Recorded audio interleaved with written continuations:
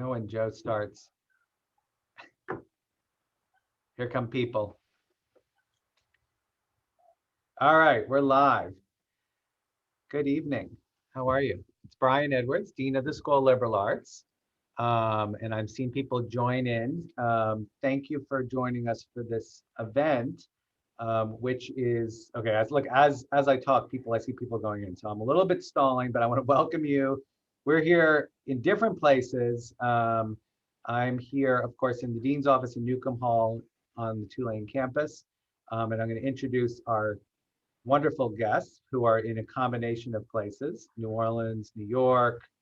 Jasmine, I don't even know where you are, but you'll tell us a beach somewhere in Hawaii, it looks like, which is joking, I know that back now. But we are happy to organize this event. And I'll tell you, first of all, what it is, and I'll introduce our panelists and have a discussion. And we're really looking forward to your participation, your questions, jumping in even on the webinar.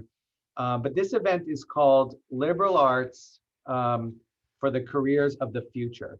And it came about when I was talking to Amanda Krantz, who you'll meet in a little bit later, president of your SLA student government, School of Liberal Arts Student Government, about putting together some events in combination, in collaboration with the School of Liberal Arts Student Government. And we were talking about ideas, what would be good events. And I have to say, I think Amanda was surprised when I said, why don't we do an event on careers of the future and how I think that a liberal arts degree is the absolute best degree to have for the careers of the future. And there was a combination of surprise, even a little relief, and I would say, it's fair to say, a little bit of excitement to hear that I think liberal arts degrees are best for the careers of the future. And we want to start thinking about that together. And so this is one of a series of events, a series of different types of projects that we're going to do. I say that because I know, talking to many of you, we have a student advisory board in the Dean's office, that jobs and careers are very much obviously on your minds, first of all.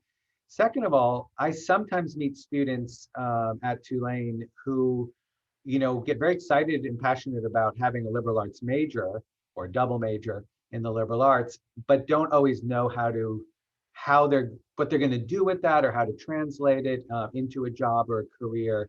And I actually think that in general, we don't always do the best job in liberal arts, or at least talking about how to do that. I actually feel very strongly about that. But anyway, without talking much more about that, I'm going to introduce our panelists. And really what I hope that we can get out of this conversation is to start kind of helping you think about your own degrees, the kinds of things you study, your passions really, and how to embrace them while you're here as an undergrad. And then how to start thinking about, let's say, translating them or talking about them or moving from them into the kinds of jobs and careers that you may have. Let me start with a very interesting statistic that's actually completely debated and maybe false. The statistic is back in 2018, this thing called the Institute for the Future that was Dell kind of sponsored, published this study that said, this is 2018, so just a couple of years ago, when some of our panelists were either just out of school or just finishing school. And it said by the year 2030, so 12 years later, 85% of the jobs that will exist have not yet been invented. Okay, people went berserk over that one. Actually, I remember being in a meeting with the other deans at Tulane and the provost once back in the old days, what I called the before times, when we would meet in person. We would come together once a month, and one of the deans of one of the schools, I will not name that school, said, oh my God, I just read this study that says 85% of the jobs haven't even been invented. We have to rethink our entire education to address that. Some of the other, one of the science and engineering deans said, actually talking about things that they were doing, about future technologies and so on. And I jumped in and I was like, you know what? You might think the liberal arts dean does not have stuff to say here. I was like, actually, I feel very comfortable at this moment because, first of all, if we're in 2030, I know one thing, there's going to be humans around. Well, if they're not humans, then who cares? But if we're still around and there's humans, we are training the leaders of the future. And the kinds of skills, talents, leadership roles that we're teaching and developing are actually we want to have the leaders of whatever it is those jobs are, who are figuring them out, who are path breakers, who are actually using their creativity. And I said that, and I actually have been spending the last couple of years, among other things, thinking about how to flesh that idea out, how to say more about it, actually, and developing what would those skills be. We're doing a lot here in liberal arts and our curriculum. We're rebranding our SLAM program. It's re-inaugurated in the fall as strategy, leadership, and analytics minor. So there's a lot more to be said about that. But this is the idea I kind of want to pursue with you. And I want you to feel, if you love liberal arts subjects and courses and your majors, to feel comfortable, also to develop a vocabulary for telling employers, but maybe even your parents or whoever's helping you pay for school, because we know how devastatingly expensive it is for everyone, but that this is not just like a frivolous thing, but this is actually a part of creating yourself as a leader for the future in whatever you may find. Now, by the way, that 85% statistic was totally debated. Forbes wrote a story, because everyone was talking about it for a while. Forbes wrote a story that was a total myth. It was not possible, disproved it. Economists have argued with me about it, but PBS reported on it as if it was a fact, right? So people have had fun. If you go looking for that study, which is interesting, I don't get caught up in debating whether it's true or not. There's certainly what is true is that careers and jobs in all sectors are changing very quickly. And even if you're in a job like the jobs that I've had in universities, being a dean or being a professor, those jobs are changing rapidly too, because of new technologies, because of new kind of questions we have. So whether there are 85% of the jobs haven't been invented doesn't really matter, but all kind of jobs and careers are really transforming. And we think that you all, and we believe that whether you're studying what seems very esoteric or non-practical, actually is a way to prepare for those careers. Okay, I've talked for a long time. Let me introduce my amazing panelists, and you're going to see that we've very purposely done something different from the typical kind of event, which is like bringing the super old successful alums who have gone into these major careers and introduce the CEO and the president of that or whatever. That's great. We love doing that. But actually, we really wanted to invite younger alums. So I'm going to introduce alums from the last 2, 3, 4 years to you, and then also an alum from only a decade or 11 years ago, but also is a very special person to the liberal arts. So let me start. I don't know how the screen is organized for everybody else. So that's the thing. Everybody turns around. I'm going to start with, I'll do this. How about I do this alphabetically? Okay, that's a good way. Jasmia Henry. Jasmia is here, and I'll turn to her. She's class of 2016 and an English political science double major. Now we're in gallery view. So Jasmia, can you just introduce yourself briefly, where you're from, where you live now, and just what you do, and then we'll go on to the next person. Then we'll start having a panel discussion. Sure. So as you mentioned, my name is Jasmia Henry. I am from Atlanta, Georgia. I currently live in Greensboro, North Carolina, and I am the head of machine learning at The Motley Fool. Awesome, Jasmine. Thank you for joining us. And I love the Motley Fool, so I want to hear more about that. But let me do my introductions. Franny Hocking is alphabetically next, if I still remember my alphabet. Class of 2018, was an Altman Scholar and a political science, international relations major. Franny, why don't you tell people where you're from, what you're doing now? Yeah. Hi, everyone. I'm really happy to be here chatting with you about the career search. It feels like it was honestly just yesterday that I was looking for a job, so I understand the struggle. But I'm currently in New Orleans. I moved back here about 6 months from New York in the middle of the pandemic. I'm from Los Angeles originally, and I'm currently working for a company called Global Health Strategies, which is a consulting firm that works with different nonprofits and private sector companies to support them around communications and advocacy on a wide variety of health topics, like from everything from maternal health to access to medicines and many different topics. So that's Really right. cool. I'm going to come back to all this stuff so we can hear more about it. But let me, well, I got to, actually, I'm going to save you for last, Byron. But I'm going to, because my alphabetical thing has screwed me up here. But I'm going to introduce next kid, Dewey Solomon, class of 2017. And he was an international relations major and a double minor, if I have this right, in Spanish and international development. Kid, thank you for joining us here. Can I say something where you're from and what you're doing now? Awesome. Really happy to be here. I am from a very small town called Basalt, Colorado, but my mom grew up in New Orleans, so I have a very soft spot in my heart.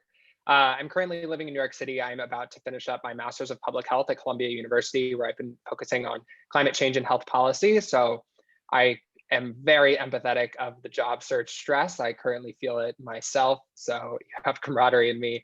Prior to this, though, I worked in Washington, D.C.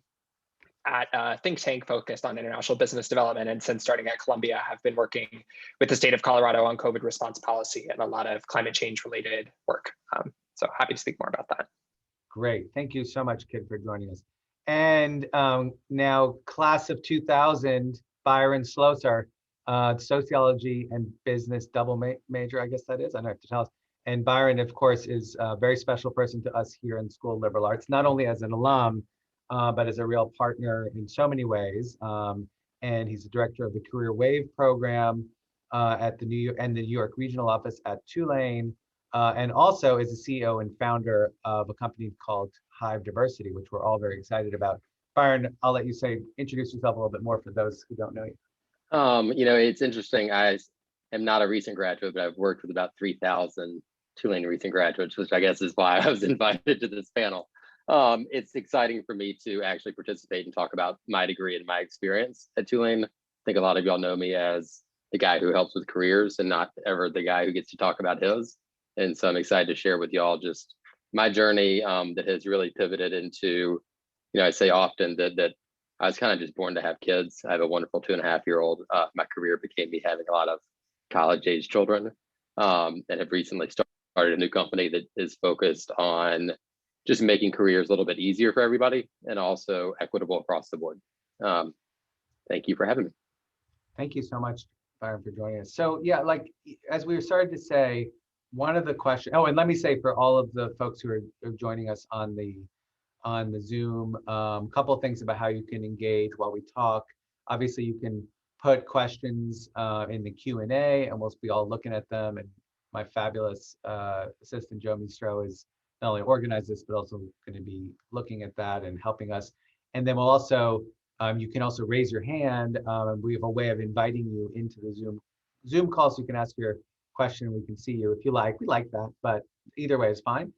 And I also want to, so let's go back to where I started in a sense. I mean, and Kid, you spoke very empathetically about like what students may be thinking, whether they're seniors now, juniors now, and having gone through it as everybody did. You want to say a little bit more about it? I'm going to ask all of you, like, what was the thing, when did you actually start thinking about that next move? Now, again, this is pre-pandemic, but it sounds like ancient history in some ways to some of us, but not really too. Like, when did you start thinking about it? What was that first thing you did? Happy to speak to it. So I spent all of my junior year away from Tulane. And for the second half of that semester, I was in Washington, D.C., working at the US State Department. And so kind of my second semester junior year, I knew I wanted to get back to D.C. Then senior year was kind of the big challenge of how to do that. But during my senior year, I was interning with the No AIDS Task Force as an HIV counselor and really fell in love with this idea of public health and international development and knew I wanted to be back in DC working kind of in that capacity. So I ended up applying to a lot of different think tanks to kind of see where that would end up. And I also knew that I wanted to go to grad school after a couple of years. So my goal with my first job was to really take everything I learned at Tulane and apply it in a way where I could continue that learning so that I'd be prepped kind of for that next move after it. So I ended up working at a think tank with a lot of kind of international business leaders and helping them launch social ventures. So I got to combine kind of a lot of my loves of public health, as well as international development, get to DC. But I had the really unique experience to be able to learn from a lot of people that I considered mentors during my time at Tulane, who I kind of looked up to in the business world and got to learn from them about their own experiences and really take a lot of that into my graduate education after that. But I'm gonna, okay, that's awesome. But I also, like, it sounds, and maybe it feels like when you look back, just also magical, right? Like it sounds amazingly impressive. And what you're doing, by the way, is something I think everyone learns to do. And it's a good thing to learn to do at every part of your career, which is to kind of like go backwards and explain how you got there. So it all makes perfect sense. But I think we all know that while we're living it, it doesn't all make perfect sense because there's a lot of moments of anxiety, right? So, well, I'll come back to you. Oh, you have something on that. Like what, like you were like applying all these internships. Did you know where to find them? I'm gonna be really dumb here. Was it obvious? No, and I guess I'll tap out of my like formal panel mode and maybe tap into my current looking for a career mode. No, Okay. I was completely lost. I mean, I had Good. no Okay. idea what I That's wanted helpful. to do. I interned at the Aspen Institute. It's near my hometown in Colorado, so had learned a bit about the organization, kind of where they do some of their summer events. I just helped with things like the Aspen Ideas Festival. And so I was in DC and I knew I didn't want to work in the government, but I knew of this one think tank that was kind of cool that I had driven golf carts for when I was 19. And so I thought, okay, maybe I'll try for that. See, I think now I it's applied. it's feeling real to me now. And I'm not, and I just want, you know, and by the way, I'm gonna come around just to keep moving around and we can come back to all this stuff. But one of the questions I have for that, you know, you can think is like, well, what if you didn't have internships? I mean, don't forget, our current students, you know, of course, we're all in a pandemic, but that actually canceled a lot of internships last summer. So you may not have the answers to that, but Jasmine, let me turn to you next. Like, what were those first moves, like when, like building on this sense, this real sense of, you know, that we don't always know everything up front, that we know later. Can you Yeah. reach back? Sure. Sure. So, my junior year is very similar to kids' junior year. I was in Washington, D.C. During my junior year, and then came back to my senior year and thought, I'm going to get a Fulbright and I'm going to put all of my eggs into the Fulbright basket and I'm going to apply to graduate school. I'm going to go immediately. The Fulbright's going to pay for it. And I made it to be a finalist and I didn't get chosen in the end. And I didn't find out about that until like February, March-ish. And I got into the school, but I didn't have any money to go to the school. And so I kind of had this moment when I was sitting down thinking like, okay, I had a scholarship at Tulane. Do I want to go to a school and like pay like, you know, hundreds of thousands of dollars in a different country? And I just couldn't really get myself to do that. And so I started trying to look for a job when everyone else was already kind of in the fray, probably around like June-ish. I started to really realize that my idea wasn't going to happen. I should probably look for something. And I actually had a professor, political science professor, who's no longer there at Tulane, but who messaged me and was just like, hey, do you have a job right now? And I was just like, no, I don't. I'll take anything. Like, just give me something. And then it was a election year. And so he was like, are you prepared to work 100 hours a week for the Clinton campaign? And so I was like, absolutely. I hopped in my dad's old Corolla. I drove it across country and I lived on someone's couch for like 4 months working for the Clinton campaign. And that was my first job and my first like experience with data, where I was like, I didn't know that this was a career field. And it just opened up my life to like a bunch of other things that I could possibly do with my liberal arts degree. My God, that's not like a good story. That sounds like a screenplay, by the way. I could just like totally imagine that as a movie. All right, Franny, keeping on the theme of, you know, the vulnerability theme that we've exposed. You don't have to, you know, but like, no, but those first steps are really interesting. And I tell you, I mean, I think people all, I mean, I know I'm really learning a lot from them. I appreciate hearing them. Yeah. First steps, yeah. I think one strategy that I have used for the job search and which continues today is after you get like your first opportunity, which for me, I worked at an entertainment PR firm as an intern after my freshman year, which I did not like and was like, that's not the path for me at all. I just took like one thing that I had experience in and talked it up a lot to get it to relate to the next job that I wanted. So I really wanted to work in international affairs, because like both of you two in DC. So the next summer, I was trying to get an internship in DC in international policy. And I ended up getting an internship in the external relations department of an international think tank in DC. And so I was able to just, you know, I had the comms experience and that translated to the CSIS internship. And then the next year, the international experience translated to like being able to work at a nonprofit and just like having no experience as a student, just trying to find that one little nugget that you can use. And when you say like translate it from, you know, that is, and all of you have used have actually included that in your remarks, that you learned something from one job and then kind of translated it into the next. Was it, again, I'm wondering, this, it's fine. I think you're actually, because you're successful, you've learned how to do that. Was it obvious what those skills were, or like later, you know what I mean? How do you translate? Actually, one of the things I'm interested in is how you translate skills into other skills, because translating, I'm going to ask you about your degrees too. You actually, Fran, I'll keep with you. You said that you work in with global health, and people often ask you, you told me before, whether you were a public health major, but you weren't, right? So how do you find yourself, what did you get from the work in college, your liberal arts major, that was useful in that first job?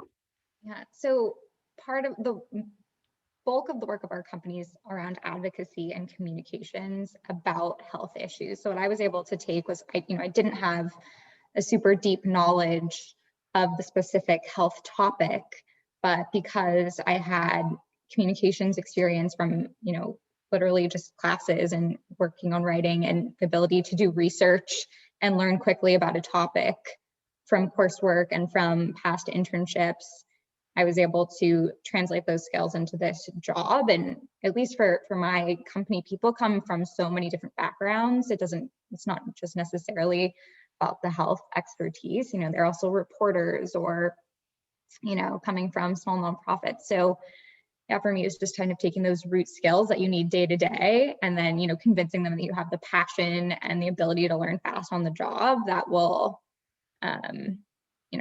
help you get up to speed once you're in the door, since you have those like core skills down from your liberal arts degree. Byron, sometimes when I talk to you, and about this idea that liberal arts degrees can actually prepare students for a wide range of things, you reassure me that there's something to that. Do you think I'm crazy? What do you see from your side, both in all of the many sides, both your liberal arts degree and the work that you're doing now, about what students how they might translate to keep that theme going? I think that, I was a sociology major, right? I had no idea really what that meant when I was in college, right? So when I was at school, which is what I hope university returns to soon, is a place that you come to figure yourself out when you get here, rather than pretending that you know when you arrive so that you can get a job. Like, you're all going to get jobs. We're all going to get jobs. We don't all have the opportunity just to learn, and so when I went through Tulane, I was never worried about a job, because I knew that it would just happen. I didn't really have that mindset of I need to figure it out now. I went to summer camp every summer and taught horseback riding. I look back at my degree, and of course it makes sense. My ability to manage relationships, from a sociological perspective, is how I raise my money for my company. I never knew that going into my first job, nor did I really need to. And so I think that we have people that are very targeted. Present company included. Jasmia, you put me out of a job in 2006, by the way. You don't know this, but I was on the Evan Bayh campaign. And when Clinton jumped in, we jumped out. So I can thank you for my new company, because you kind of got me on a different path. But it's okay not to know, right? It's like the power of not knowing where you want to be forces you to be present. And I think that's really the power of a liberal arts degree, and that you have an ability just to observe and to experience. And, the only person who knew who they were going to be when they grew up at 3 years old were investment bankers, right? And we are not those. If we are, we're more interesting as, as liberal arts kids than as finance kids. But I think that there's just the ability to absorb and look around you and study and learn and be curious. There's That's no. I want to jump on. Yeah, I would jump on a couple of things you said is interesting. One, and I'm going to come back to the finance investment banker thing that you just said. But first, you said earlier that that you didn't worry that you were going to get a job, because you knew it was just going to happen. And some, especially current students, might hear that and be like, "Oh my God, how could that guy be so confident? I'm sitting here freaking out or worried that I'm not going to get a job. How was he so confident of that? Is that because you were had been offered, you were apprenticed someone and they'd offer you a job years in advance, or you were super preternaturally confident, or what? Say more about that. Yeah. No, I was in, Brian was generous when he said I graduated a decade ago. It was a little bit longer than that. Or But 11 years ago. no, I graduated in 2000. Oh, 21. Oh my God, my math skills are terrible. But Sorry. I didn't, there was not the pressurized, I need to get a job anywhere. And so it wasn't that I knew where I was going to be. I just was kind of okay not knowing. I was figuring myself out as a person first along the way, which was probably the most difficult piece of my life in the process. But, when you think about the comfort of me saying that, now, no, also I've worked, like I said, with 3,000 Tulane students. Not any of them went unemployed. Right. So you focus on step 2, not step 7, and it's easier for us to say than for some people to hear, but it's not, That's all right. you can take it piecemeal. Yeah, no, that's good. By the way, my math skills are good. I can't believe I made that. Oh, we're getting some Q&A in here.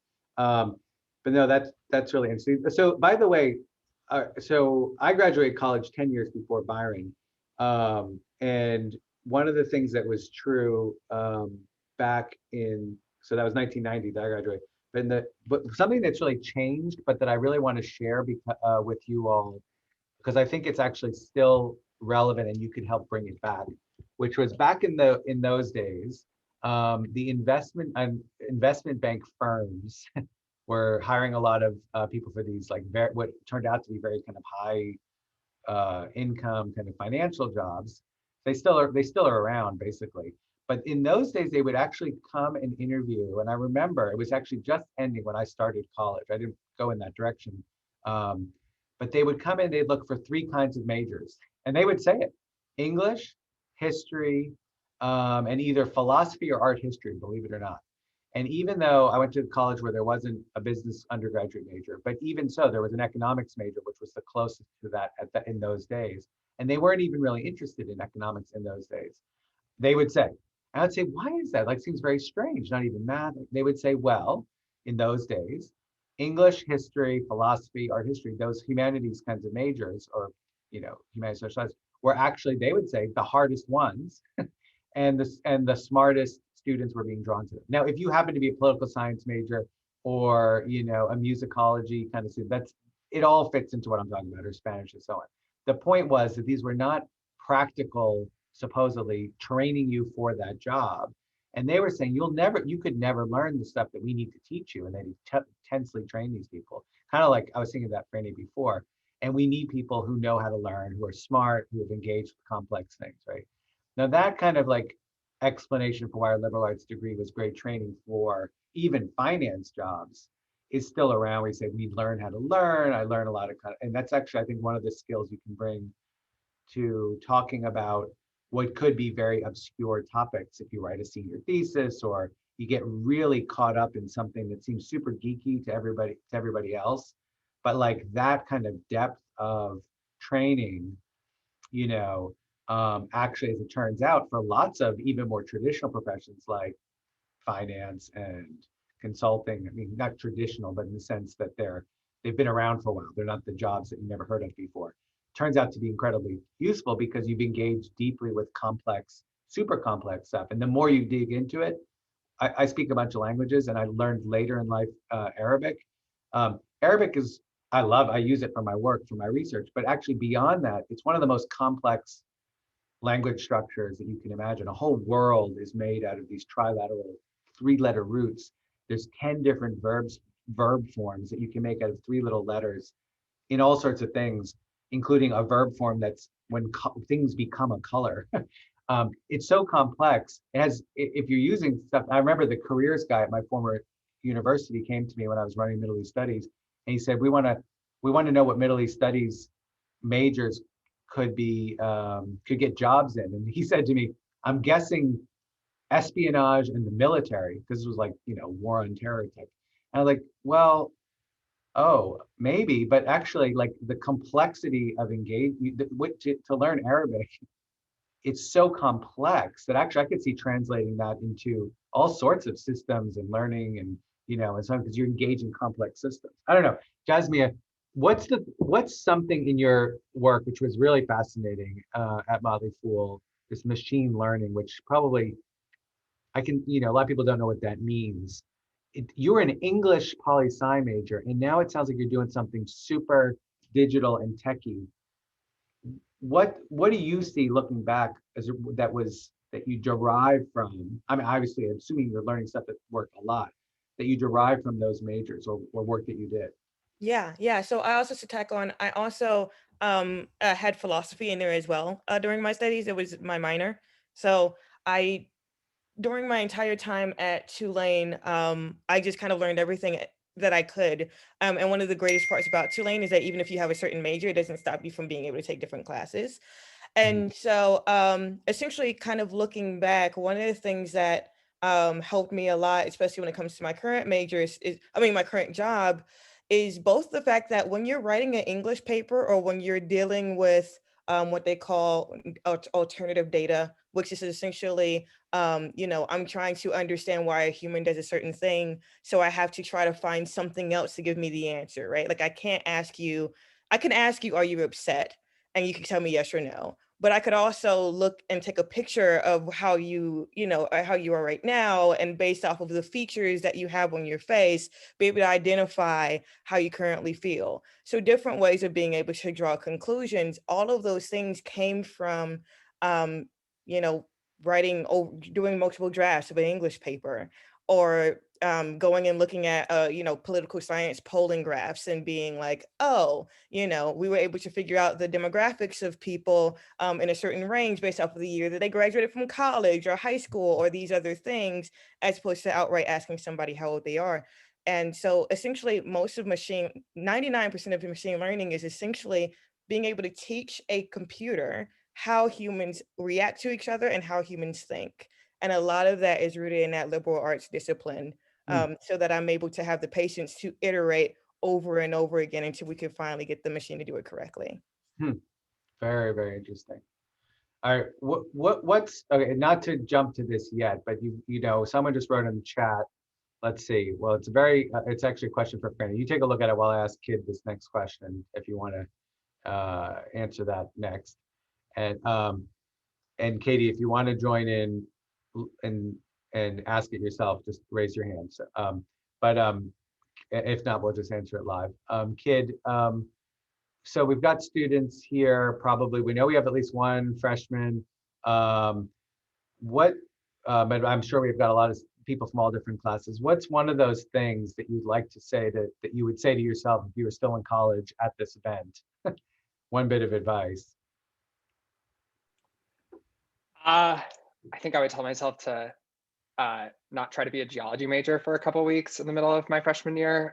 No, really, I would tell myself to take advantage of every single opportunity that comes in front of you. It was something that people told me that I didn't really, I think, fully comprehend what it meant until I started taking a class that I wasn't super interested in. I've spent most of my time in politics, and it happened because I just kind of out of the blue decided to take a comparative politics class. And I think every single opportunity I've taken has pushed me, kind of, as Franny said, like with a skill set or a passion or something in a different direction. So I think if I were, 18, I would tell myself, just say yes to everything you can, because you're going to learn something from everything, whether it's good, whether it's bad, whether it's okay. You're going to find one or two things that you're going to look for next. And so I think just that's the journey I would tell myself really to go good. on. I like that a lot. Franny, do you have I'm actually always fascinated by accident. I mean, I like the way you said that, Kid, about like the class that you took, or accidents or things that happen along the way, whether you allow yourself to be open to them, but recognizing them. Do you ever have an accident or like something you just tried out for the sake of it that turned out to be more meaningful than you thought it might be? This is for anybody. I mean, or how do you learn to, I'll give a second question because that sounds like a really hard one. Unless something jumps out, just jump in, any of you. Like the thing that you weren't expecting. There's a great essay, by the way, in the history of anthropology, where the anthropologist Clifford Geertz, the classic essay now from the 1970s. He's doing field work in this place, and and all of a sudden there's a police raid. They're like trying to get to know the place and learning the language, and everyone's kind of resisting them. And there's a police raid and everybody runs. And he and his wife, who's also an anthropologist, they're graduate students, they run with them and they end up in this like shack. And it opens up a world that he didn't even know because he wasn't expecting to go there. And he ends up following, these people are having chicken fights, and he ends up writing an essay about that, which ends up changing the whole field of anthropology in his life. But it's a great essay. It's called Deep Play, Notes on a Balinese Cockfight. But the point of it, and anthropologists love to teach it for other reasons. It's an important essay in the history of anthropology. But what I've always loved about it is, and tried to like embrace about it is, when does the mistake, the thing that you weren't expecting to happen, how do you recognize it when it's happening and like jump onto that? Like he could have just been like, I got to get back to what I was doing before when this police raid is over. It's so frustrating. I got pushed out. But instead he embraces the new thing that he wasn't expecting. And like, oh, that's the thing I was searching for. I don't know. So that's a lot, Franny. I don't know. What would you tell if you don't have the mistake or the accident, like what would you tell yourself, the college version of you, if you had the chance?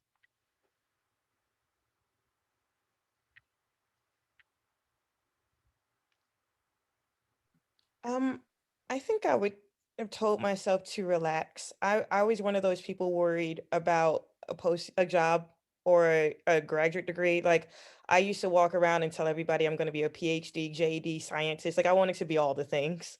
And I would have told myself to kind of take it in stride and to experience more of New Orleans because it's the people that I met there that got me my first job and then got me into graduate school and then helped me with my first job after graduate school. Mhm. It's not how many classes I took or how well I did in those. It was all of my connections. So I would have That's just so great. Yeah. honed in on those connections. By the way, if I have folks in my student advisory board know that I have one of the things that's happened, guys, is that, and maybe it was true when you're here too, is Tulane students, I'll say it here on the record, are frequently taking too many classes. I think anything beyond 5, I'm actually a fan of 4 or 5, and I keep meeting brilliant students who are taking 6 or 7, and I'm like, no, take less. You'll get more out of them. Like 5 is enough. 4 is enough. So I'm curious that you said that, Jasmine. Do you have any further thoughts on what you mean by that? Yeah, I was one of those students. I used to I used to take a bunch of classes and I used to hang around the dean's office all the time and would try to talk to professors and the deans just about life, philosophizing, having conversations, especially Dean McLaren. I know he's no longer there, but like he was a philosophy major at some point. So I used to just like lounge around and try to like I don't know. I don't know what I thought I was doing. I thought I was like the Black Socrates, but like that wasn't really what should have been my mission in life. And now that I've looked back, I'm like, yeah, it's those people who I was sitting in class with for, political science, who was at the back of the class that was like, hey, I like your shoes. Who ended up being one of my classmates in graduate school and assisting me to get my first job. Or the people in my debate team who, were kind of around and helped me out in the Clinton campaign that ended up kind of helping me in life much more than chilling with the deans and trying my hand at being Socrates. I like the Socrates thing. I like hanging out with the dean when we're back to the post-pandemic world, which we're about to be. Come hang out in our office here. We're in Newcomb Hall. We got a question that's both to Kid, but I'm going to ask it to Byron. I mean, obviously, as I gestured to, we've obviously had all of us a year like none other. I mean, like that's whatever. I'm not even going to even joke about how much of an understatement that is. But this is a question that Venki Logan asks: how has the job search process changed through the pandemic? I notice a lot of entry-level positions require 2 to 3 years of experience. The Career Center said that there's more roles available now, more than ever, but it's still a challenging process. There's a lot in that. But like, what are you seeing, during COVID? There's a lot of things changing in the world. Some people can work more remotely. That's obviously one. Franny's sitting here in New Orleans, working in New York. But anyway, there's a lot to that. What are your thoughts on that?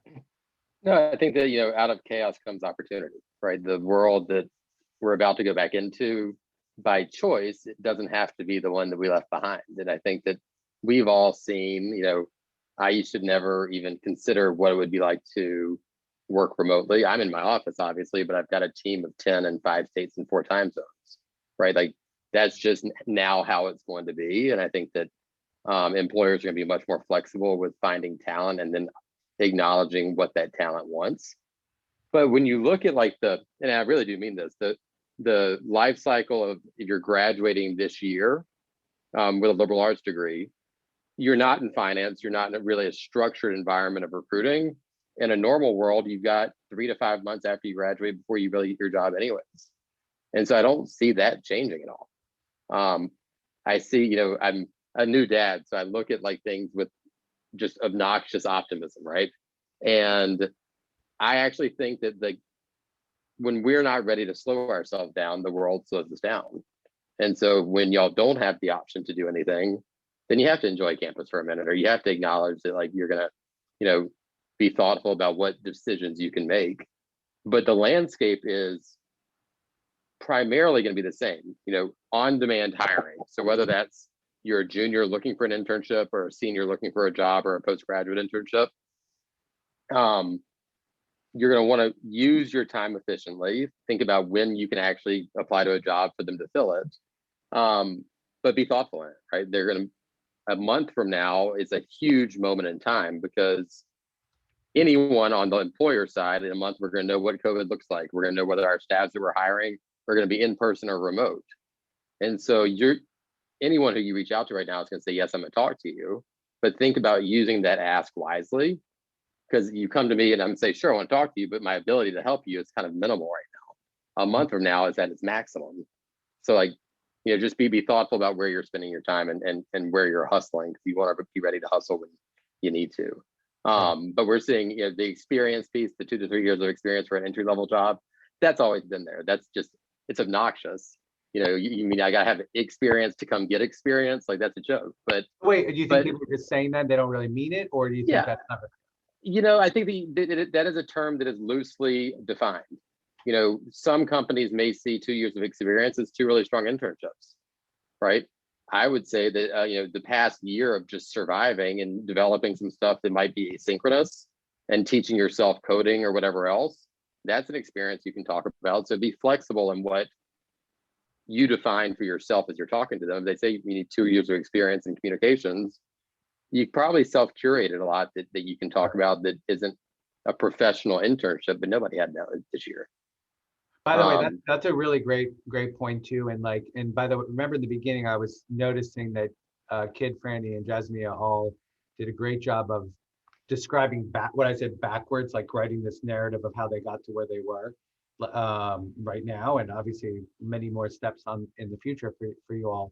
But at first, I was saying, like, oh, that's kind of intimidating to someone who hasn't done that yet, because it sounds like you had all that experience, right? And the question is, how do you, when you're on the beginning part of that process, as Byron is saying, pick at strands that are experiences that person who wrote the ad, is actually looking for people who can do certain types of things or learn to do certain types of things. And then like for shorthand, at least that's I've written a lot of job descriptions over the last 3 years since I've been dean. We've actually created new positions. We're rehiring in positions that were there. And sometimes when you fill out those boxes or you're filling out those ads about what kind of experience you need, sometimes you're really just actually looking for someone who can do a certain thing. And that could be derived from any number of examples. I mean, I've hired people who actually, when they're students, who when they were 12 did something, when they started some fan page or something that actually gave them incredible experience for what I was looking for. And they just were sharp enough to figure out how to just talk about it. So like pulling on strands. Actually, Franny, you answered. Oh wait, Byron, you got something. Yeah. Wait, you're on mute. You talk about what's on the posting, right? The 2 years of experience on the job posting. Yeah. 60 to 70% of jobs are never posted, right? So realize too the power of getting to know people and companies, not just positions. And there's some power there to never have to fight against that job posting by, expressing interest and getting authentically into conversation with someone before they know they need you. Right. Actually, I'm interested in, Franny answered the question in the chat and it was very particular to Altman and the business side of Altman. And so she gave a good answer to the question. But I actually wanted you to maybe say something more generally, Franny. You talk about, and also then I'm going to do a little promo for the new Slam, which was kind of just being created when a lot of you guys were there, but about struggling with the liberal arts side and the business side of an undergrad. We also have students sometimes who are business majors or were business majors and come over to liberal arts.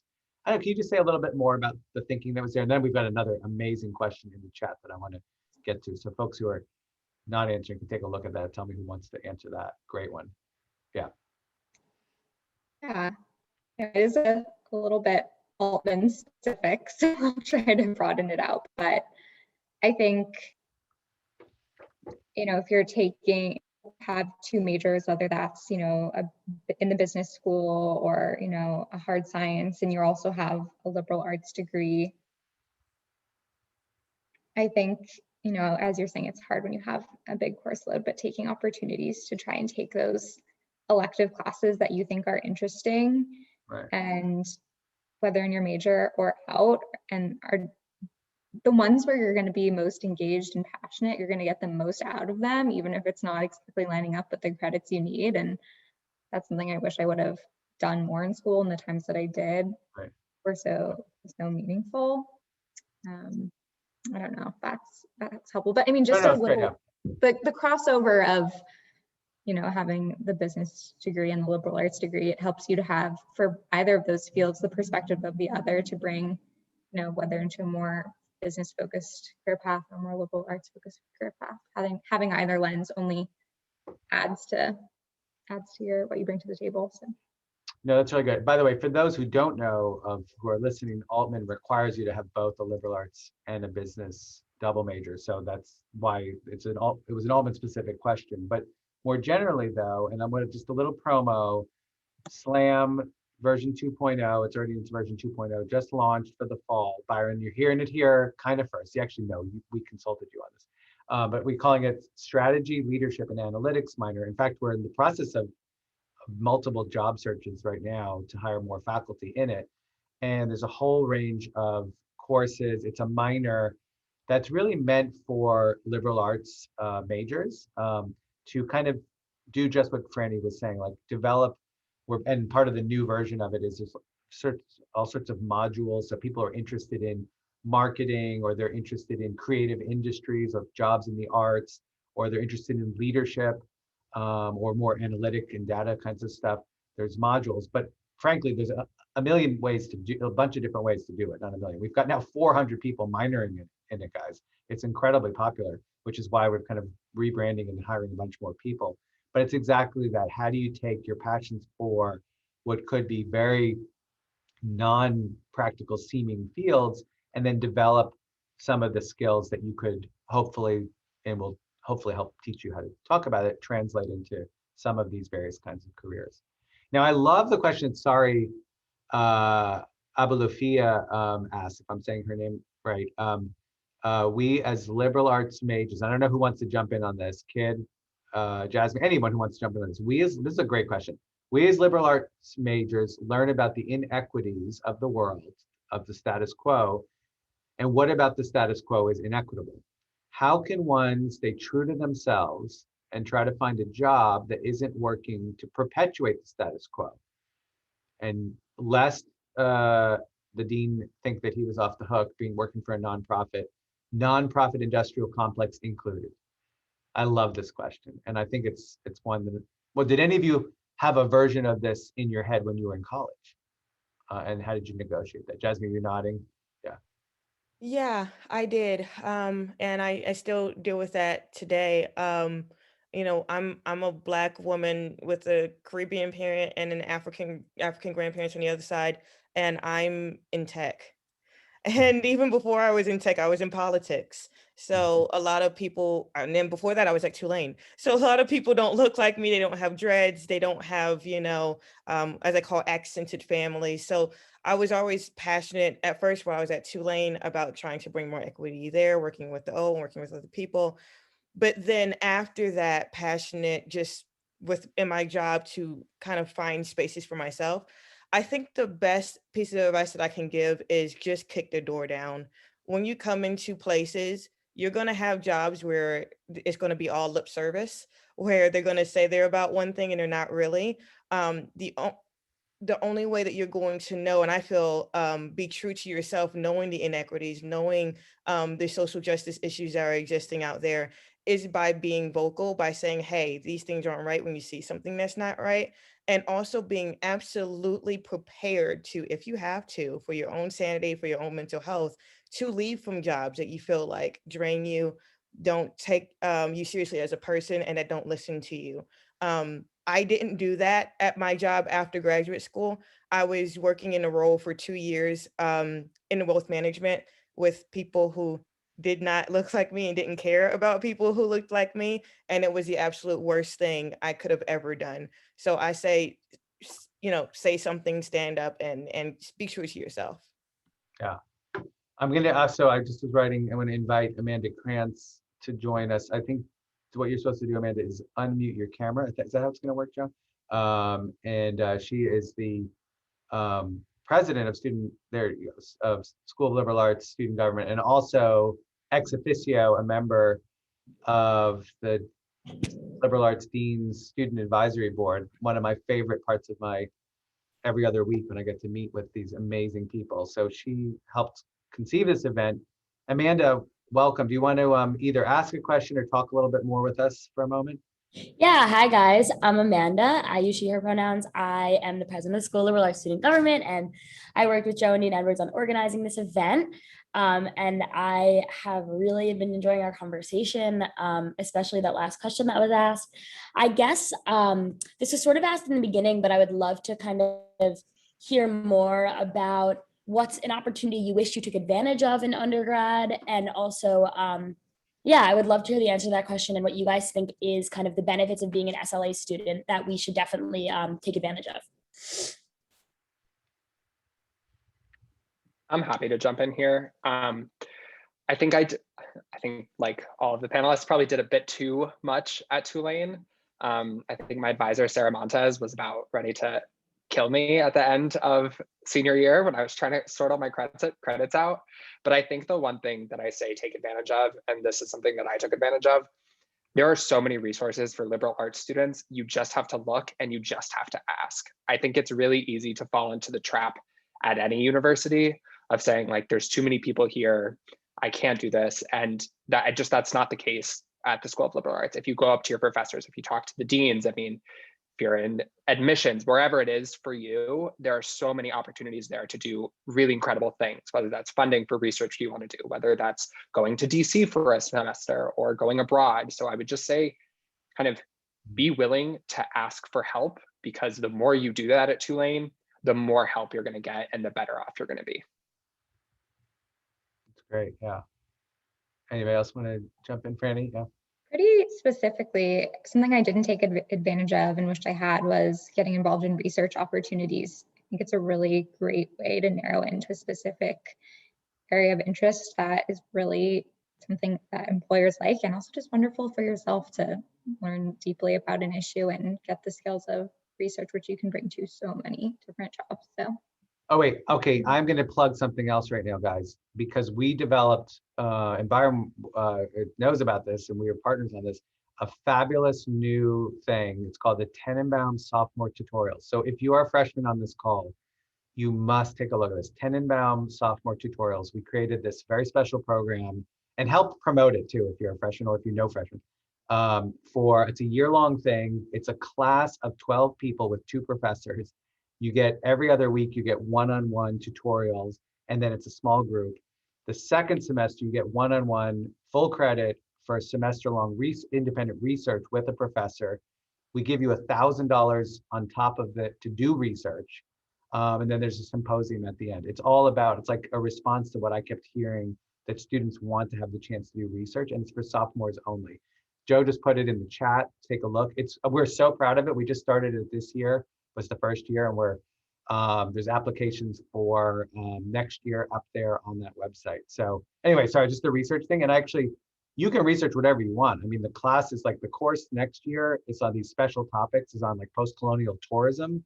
It's incredible kind of combination of Caribbean studies and post-colonial studies, but you didn't have to be interested in that. It's just like a topic you will be by the time you're done. But we pick some, we have the professors have to apply for it. So they're some of our best researchers and teachers. But the other point of it is to teach you how to kind of be a researcher and then have the chance to do it. Sorry for the plug. Amanda, do you want to talk more? You have another question for this group? Yeah, also, before we wrap up, I want to talk about our food distribution tomorrow. So Dean, I will just make sure you come back to me before we wrap up. But yeah, another question I had is kind of had to do with the pandemic and just in general. I think, you know, my brother's 4 years older than me and he struggled with the same thing, that number one, it's sometimes just kind of hard to know what you want to do. So it's kind of hard to narrow down exactly that internship that you want to get. And also it can be difficult to get an internship, especially during a pandemic when things are remote, things aren't remote, things are here, things are there. You know, it's not always easy to find what you want to do. So I just wonder if you have any words of encouragement to people that are kind of on the summer internship search and not really getting anywhere with it, and you know, what to do to kind of even make yourself marketable without internships. I would love to hear what you guys have to say about that. Yeah, I like that last part too. I never could have, actually in college, I never could afford to have an internship because I had to make a lot of money for college. So I actually always looked up to things have changed a lot, but that's a really good question. Yeah, and that's actually another great point, that for students who obviously can't get internships because they need to be doing other things over the summer, which is another part of this whole equity problem. Yeah, and I think again, out of the past year, the power of virtual experiences. So if I'm in college, you know, I had 3 part-time jobs. Like I should not have been required to do one more thing to make myself marketable to employers because I was studying and keeping my scholarship. So whatever the reason is that you're not available to do that thing, what we've learned is now everyone's going to be accommodated to doing things remotely. You know, so now I will plug the Tulane Remote Internship Program, trip.tulane.edu, because we just have this cycle of alums and professionals who will do project-based internships. And of course, that is something to go to and apply to. But again, you don't always need to be pushing where to apply. You find somebody a year ahead of you in a smaller company. It's now virtual. You don't necessarily need to get paid for a virtual experience if you're learning more than you're adding value and you're able to continue your normal trek. And so, you know, be creative. I mean, that's the power of your liberal arts degree, is that you're not defining yourself and needing to go into a finance specific role at a company, at a big firm. And y'all can create a lot for yourselves. Don't focus only on the big companies and on the senior executives. Just look 2 or 3 years ahead of you to see what companies have hired recent graduates with similar profiles, and start with talking to those people first. Yeah, Joe just put the link in there right a moment before Mary Grace asked him to. So it's in there for that program, on the TRIP program. Any other thoughts from the panel on that question? What to do with an intern, or internships? I think, to me, most of my internships were not formal internships. Like I just kind of would reach out to people and say, I mean, I worked over the summers and over Christmas, so my time was during school, and my most impactful experiences was the Payson Center for International Development. I walked in one day and said, I will file papers for you, but like I want to be a part of this. Can I? And I promise you that 9 times out of 10, they're going to say yes to free labor. So if you know, as you're planning your class schedule, if you have the time, don't limit yourself to something that's a formal internship that requires an application that you submitted September that you start in January. I think a volunteer experience or something that you're passionate about, if you go in and you show that passion, I think that goes just as far, if not further, than kind of whatever the formal internship is going to be. Also, volunteer experience on that can be your tier 2 service. So it's a cool way to kind of do both those at the same time. I like that too, and not the way, Kid, that you said, you know, if you're hearing it right, that things that we call internships sometimes are, you know, not formally on the internship board in a sense. I mean, one theme, and this is not to be dishonest, one theme is like how you talk about the experiences, talents, skills that you have, because for employers, that's often the important thing. They want to know what you can do and how you can help and so on. All right, we're at time, so I want to go around and ask anyone if they have any last comments. Then I want to plug, give green, say something about that. And Amanda wants to plug something about free lunch. I don't know, it's in my notes. Yeah, let's go around. So I'll give you guys one last comment each. I don't know how to start. So Jasmine, you were the first to speak, so I'll give you the first last comment. Yeah, I think I'm going to steal the words of one of the deans at Tulane when I was there. And one thing that he told me stuck with me forever, and I tell it to everybody that I meet that's in college. He said, you don't have to know what you want to do in 5 years or 5 days or even 5 minutes. All you need to know what you want to do right now and what sounds interesting to you and try it. And if it doesn't work out, you just try something else and you keep on trying and trying until you find the thing that sticks. So don't worry about the future. It's going to be okay. Like Byron said, everyone needs to find a job. You're going to be okay. Just find what appeals to you today and go for that. Oh my God, I'm like sitting here, all of you guys. Okay, Franny, you want to go next? Your last kind of thoughts? Yeah, I actually just wanted to say one more thing about the question that Sari left in the chat about inequities. And a lot of professions and fields in the liberal arts, international development, politics, there's a lot of inequity happening, and it's our jobs to educate ourselves about what is happening in your fields, and to always think with every project that you're working on, manager that you have, question that you're asked with a client, what about history and like systemic inequities is happening here. And I think Tulane can help prepare you for that in classroom, and just something you need to research yourself and bring to your career, and it's continually important. So That's great. Thank you. That's awesome, Franny. Kid, final thoughts?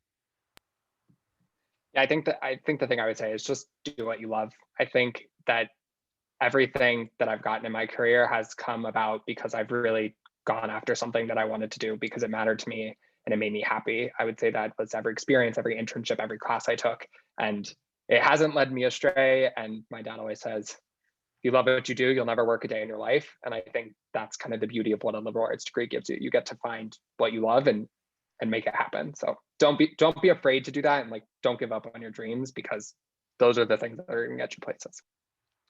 That's awesome. Byron, you got so much great wisdom to give. So I'm going to reduce you to a final thought for the evening. I got just slow down. Literally just slow down. Focus on step 2, not step 7.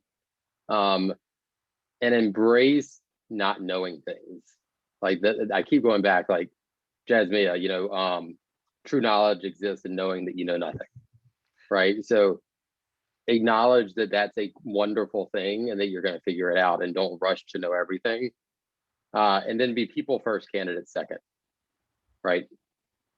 That is, people hire people first. We feel better when we're our authentic selves. And so like focus on you first, and then go outside rather than trying to chase everything outside. Well, I'll tell you, I would hire every single person on this call. Byron, I'm gonna have a second interview before I decide. But everybody else, no, just you're all amazing. Before I turn back to Amanda, I want to plug one thing and it's going to seem like a totally different thing, but there's another part of me is a super competitive dean against the other schools. Maybe you've heard this, maybe you haven't. For the alums, you need to know it. So something that we started actually after you guys were in college, it's very recent. It's something called Give Green Day, and it's about fundraising basically. But the cool thing about it is a competition between the schools. And it's like literally no gift is too small, like $1 or $5, something like that. And then of course some people give tens of thousands of dollars, but really, and so we've actually been trying to engage younger alums, students in it, and we get a big bonus prize if we get the most individual donations. And really, literally no gift.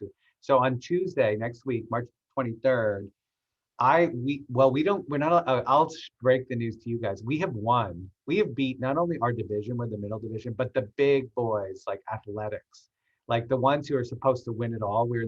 Because like I'm crazy passionate about this thing. And we always have a surprise because the other deans are gunning for me about how we're going to do it. But I'll tell you now, on Tuesday, we're taking over all of our social media. I spend the day in like a studio interviewing alums, interviewing Walter Isaacson, other faculty, students. Amanda, are you doing it, or some of our other current students I'm interviewing? Anyway, so you go into our Facebook page and our Instagram, and it's going to be these in things. But the thing is, students don't always know about it. So, especially in the pandemic. So help us win the prize.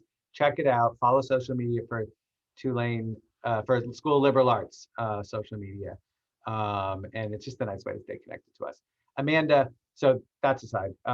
You wanted to say something too. You had a plug. Yeah.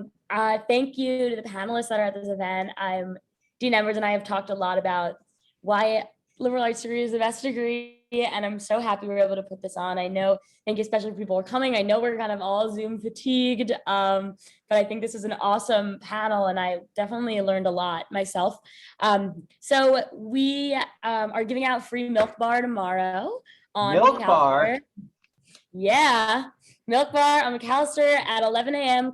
Come grab a sandwich and a soda as a happy Friday, and to thank you for coming to this event. We're your student representatives, and we want to do something fun for you.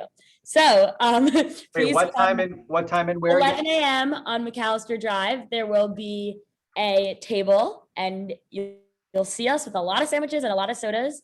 All the panelists are invited. Fly in. Well, Franny, come by. Dean Edwards, stop by. Joe, if you I'm have a allowed. second. I'm allowed. Of Okay. course, there's right. enough sandwiches to go around. But again, just thank you all for coming to this, and thank you to the panelists for doing this. I'm really, really happy we were able to put this on. Amanda, thank you for being a partner. And seriously, I know you all are really busy people.